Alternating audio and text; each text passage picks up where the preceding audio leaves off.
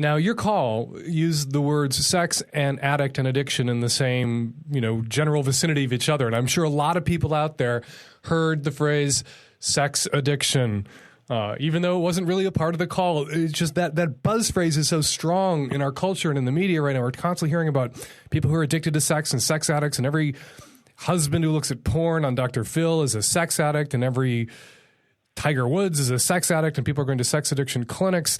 And I have always had a problem with that phrase, that model. I've always considered it kind of bullshit. But it wasn't until I read You're Addicted to What? Challenging the Myth of Sex Addiction by Dr. Marty Klein in the July-August 2012 issue of The Humanist that I felt sane. I felt like, I'm not the only person out there. And clearly there are people out there who are smarter about this than I am, about calling bullshit on the sex addiction model. Joining me now by phone is Dr. Marty Klein, sex therapist and marriage and family therapist, author of 7 books, including Sexual Intelligence, What We Really Want from Sex, and How to Get It. Thank you for jumping on the phone with me, Dr. Klein. I'm delighted to be here, Dan.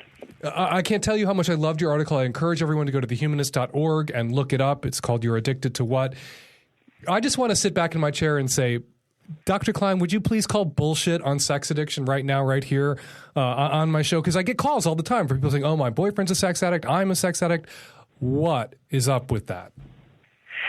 Well, in the old days, people said that it was a morality issue. Now it's a disease issue. It's a public health issue. And I think a lot of the whole sex addiction movement is simply an attempt to pathologize sexual expression that somebody doesn't like. So when one person wants sex a lot more than the other, it's pretty easy nowadays to use this expression of sex addiction to say this person has a disease. And, of course, with the addiction industry being so popular in this country, the infrastructure of handling that disease of sex addiction was all set up. And so the second that this concept was invented, and by the way, it comes out of the addiction field, not out of the sex therapy field at all. The second that Pat Carnes invented sex addiction in 1986, it fit into the pre-existing infrastructure of 12-step programs and all of that. But it's not just people looking at other people saying, "Oh, look at the porn you're watching. You're a sex addict. Oh, you had a lot of sex with a lot of people. You're a sex addict." People call and say, "I can't stop looking at porn. I'm a sex addict." Well, I believe that there's a lot of people in distress about their own sexual behavior. I mean, that's how you and I make a living. So and that's so I believe that there are people who are in distress about their sexuality and their sexual decision making. But I think what's true, particularly when it comes to sex, I think what's true is that people are making decisions whose consequences they don't like, and they're labeling that as being out of control. There's a difference between feeling out of control and being out of control. I think a lot of people who label themselves as sex addicts or porn addicts, what they're saying is, when they say, I'm out of control, what they really mean is, it would be really uncomfortable to make different decisions about sex than the ones that I'm making. When I'm lonely, it would be really uncomfortable to not look at porn.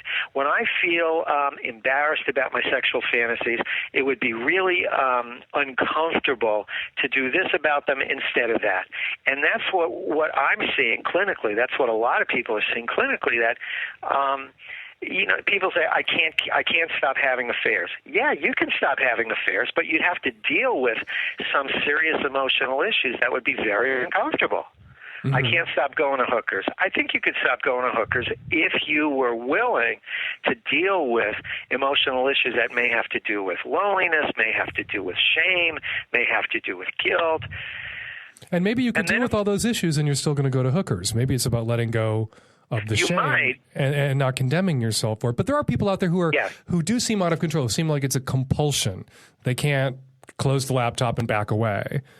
They can. Well, I think that's true. Do it. They can do it, but they're not doing it, and they're framing it as I can't. Is that because they don't want to that they frame it that way? I'm powerless in the face of my laptop.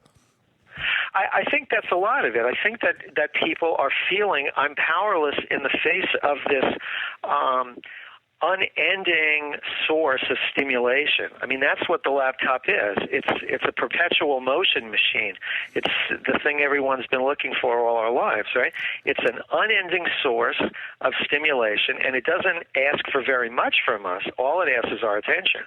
And, that's sort of everybody's ideal about relationships, is that I would find somebody who would just give and give and give and give endlessly and not ask for anything. As we all know, that doesn't really exist. We may look for it, but it doesn't exist. But with the Internet, finally, after 150,000 years of human evolution, it finally exists. It's not a person; it's a stream of electrons. But the laptop or whatever digital equipment people are using, it finally is a source of unending and undemanding stimulation. And people are going to have to figure out how to deal with that. The human brain was not adapted to deal with unlimited hunting opportunities. It used to be you could only hunt as far as your feet could take you in a day and as well as your eyes could see during daylight. Now you can hunt 24 hours a day.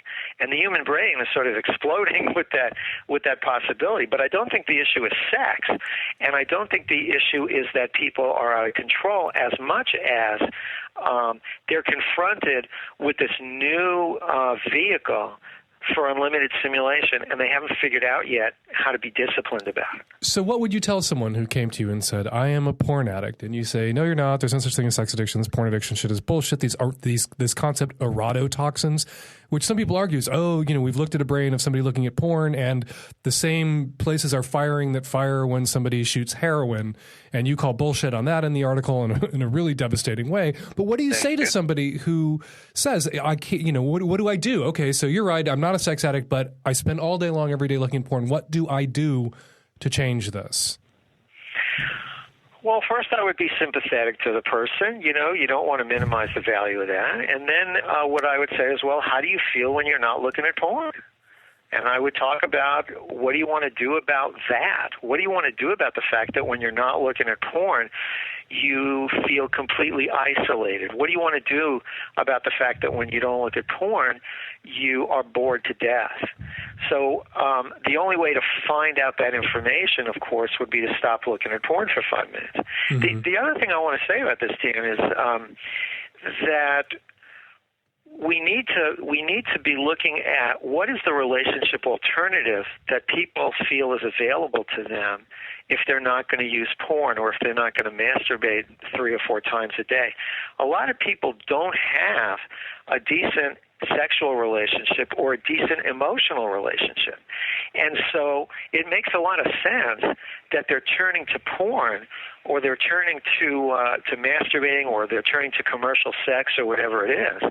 It makes a lot of sense that people are turning to those things when the alternative is sex that's really boring, or sex that induces guilt, or the lack of sex altogether, or the fact that going to a prostitute, that's the only place that they feel they can actually be honest about the kind of sex that turns them on. So maybe if you fix that, if they're empowered and secure enough to be honest about what really turns them on with their partner, if they have one that they're actually emotionally involved with and vulnerable in front of, maybe then they won't be seeking to get these needs met elsewhere through porn or through sex workers. Not that there's anything wrong with sex workers or porn, but if it's swamping your life, there's something potentially wrong with you, is what you're saying. And that's what the sex addiction model can't handle. The sex addiction model does not say, the fact that you like to go to prostitutes may not be the problem. There may be something else involved altogether. And if you could accept that you're a guy who likes to wear pantyhose, or if you could accept that you're somebody who likes to be spanked during sex, if you could actually talk to your sexual partner and say, I'm not happy with the configuration of our sex life, then maybe a lot of the shame or a lot of the guilt would go away. Maybe a person would actually be willing to engage with another person emotionally, and that's the beginning of change. But the sex addiction model doesn't take that possibility into account. How much of the sex addiction model, what is said, is really, and maybe this is just me being a conspiracy theorist and a gay dude, but what I see, you don't hear a lot of gay guys accusing their gay boyfriends or husbands of being sex addicts because they look at porn. That this seems to be, to my eye, a lot of what I see sloshing around out there on Dr. Phil and in other places, and Dr. Drew, everybody who's a doctor except for you, sometimes it feels like, is pathologizing male sexuality. And when you get gay guys in relationships, like, we get it. You know, you watch an hour of porn a day, okay, you don't have a porn problem, you're just another guy. But in straight relationships, it seems much more fraught. You know, I'm so glad to hear you say that, because I don't see a lot of gender issues in sexuality, but this is a place where I do see a lot of gender issues. And I hear a lot of women say, I can't compete with those women that you're having sex with on the internet. And I think it's time that women stop trying to compete with photographs or movies. I think it's time that women started to say, I do have, say to themselves, I have something to offer that a photograph doesn't, and if my partner doesn't want to take advantage of it, what's going on with that? Rather than you have to stop looking at porn because all you're doing is you're jacking off to pictures of pretty 20-year-olds, and I'm not a pretty 20-year-old. And I think it's time that women took more responsibility for how they feel about their own bodies instead of playing the victim to, I can't compete with a movie. You don't have to compete with a movie, and you don't have to compete with a photograph. It's funny. It's funny because we say, and all of us in the advice industrial complex are compelled to say that, you know, true and lasting love and sexual affection, eventually, even if physical attraction, what brings you together initially, you see each other across a crowded room, that sort of love and intimacy and sex and desire will transcend the physical. That's why people who've been together 40 years still want to fuck each other, even if they don't look like they looked 40 fucking years ago.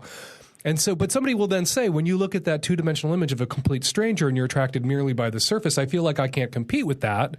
But you're not having some sort of transcendent relationship and an emotional connection of many years' duration with that photograph. That's completely Correct. The physical first sight thing that initially brought you together being sort of re-experienced. And I feel like people don't give themselves credit. I don't look like I looked 20 years ago when Terry and I first met, but he loves me enough that I think it blurs his vision at times.